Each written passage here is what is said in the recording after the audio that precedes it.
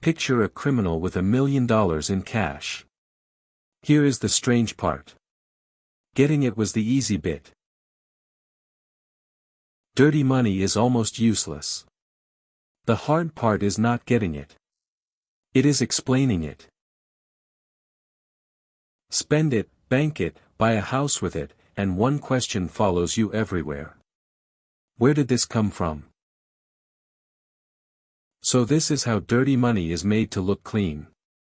And, from the compliance side, exactly how that gets caught.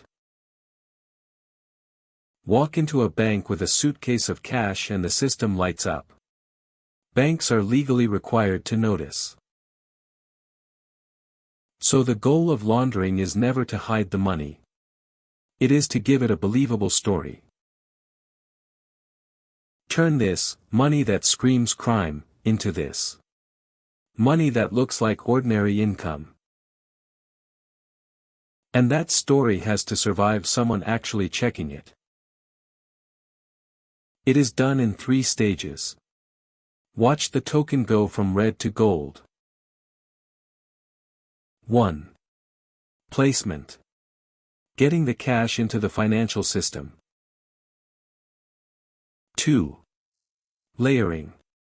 Moving it around until the trail is a maze. 3. Integration. Bringing it back as clean, spendable money. Placement is the most dangerous step, because cash is physical, and every large cash deposit is watched. The classic move is a cash-heavy business, a car wash, a restaurant, where real customers and dirty cash can be mixed. On paper, the business just looks busy. The dirty cash rides in with the real takings. But banks must report cash deposits over a set amount. In the US, $10,000. So some try to stay just under it, spreading cash across many small deposits. That has a name. Structuring. And here is the catch. Structuring is a crime by itself, and it is the very first thing monitoring looks for.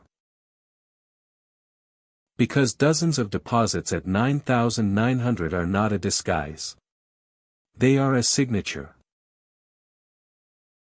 Once it is in, layering begins.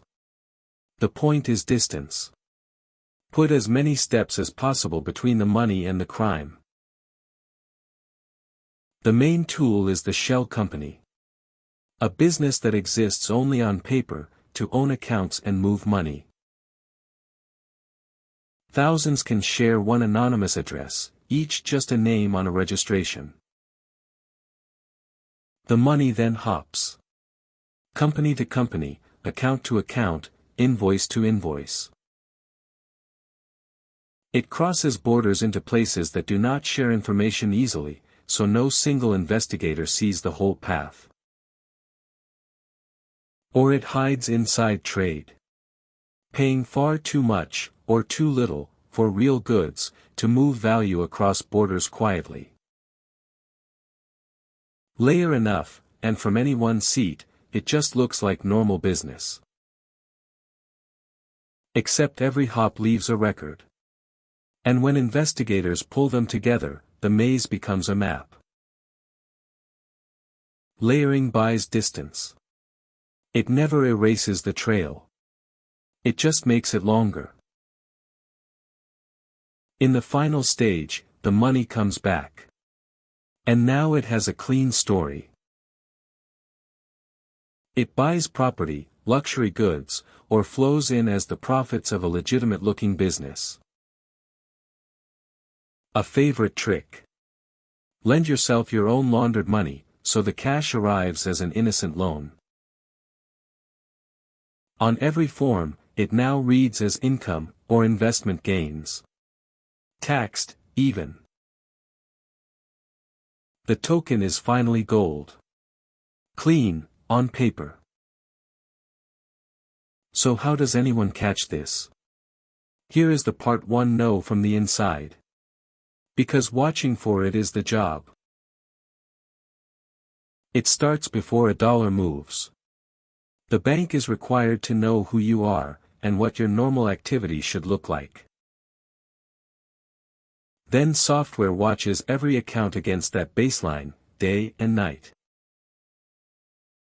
And the tell is almost always the same. Laundered money moves too smoothly. Too regular, too round, too clean. The alarm is not a big number. It is a mismatch. Activity that does not fit who the customer is supposed to be. On the desk, the tells are almost boring. A corner shop moving millions. A dormant account that suddenly breathes. Round numbers no real business ever produces. When it does not add up, an analyst files a suspicious activity report. Quietly, without tipping anyone off. And that report is a thread. Pull it, and investigators start walking the chain backwards, hop by hop. The truth is, the system mostly catches the careless. But the trail is always there for someone patient enough to follow. Because clean money is just a story. And someone's whole job is to check the story. This is not a niche crime. Estimates put laundered money at 2 to 5% of the entire world economy.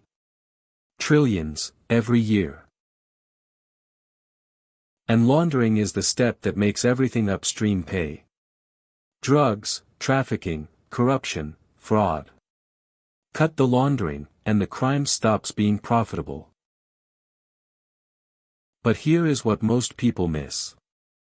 The fight against this does not just land on criminals. It lands on you. The system cannot tell in advance who is clean, so everyone is treated as a maybe. That is why you show ID, fill in forms, and explain what your own transfer is for.